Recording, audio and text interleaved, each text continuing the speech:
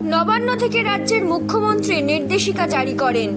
রাজ্যের বিভিন্ন প্রান্তে বেআইনি নির্মাণ ও বেআইনি ফুটপাত অবিলম্বে সরিয়ে ফেলতে হবে।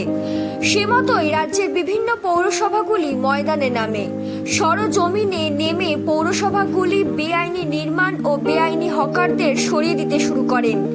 ঠিক সে মতোই আজ কাঁচরাপাড়া পৌরসভার বিভিন্ন অঞ্চলে কাঁচরাপাড়া পৌরসভার পৌরপ্রধান কমল অধিকারী ও বীজপুর বিধানসভার বিধায়ক সুবোধ অধিকারীর নির্দেশে পৌরসভা কর্মীরা জেসিবি দিয়ে বেআইনি নির্মাণ সরিয়ে দিলেন।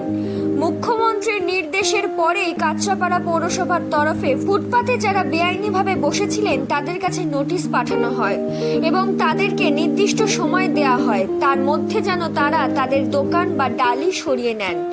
সে কথা মতো বিভিন্ন জায়গায় দেখা যায় আগে থেকেই হকাররা তাদের জিনিসপত্র সরিয়ে নেন, কিন্তু তারপরও যারা সেই নির্দেশিকাকে বুড়ো আঙুল দেখাচ্ছিলেন তাদের নির্মাণের ওপরই আজ পৌরসভার জেসিবি চলতে শুরু করলো। সকাল থেকে কাঁচরাপাড়া শহরের ব্যস্ততম কবিগুরু রবীন্দ্র পথ, লেলিন সরণির বিভিন্ন বেআইনি নির্মাণ উচ্ছেদ করে কাঁচরাপাড়া পৌরসভার আধিকারিকেরা। এই উচ্ছেদ প্রক্রিয়া চলাকালীন উপস্থিত ছিলেন কাঁচরাপাড়া পৌরসভার একাধিক কাউন্সিলর ও সাথে বীজপুর থানার বিশাল পুলিশ বাহিনী মোতায়েন ছিল গোটা অঞ্চল জুড়ে। সুষ্ঠুভাবে বেআইনি নির্মাণ সরিয়ে দেওয়া হলো কাঁচরাপাড়া পৌরসভার তরফ থেকে।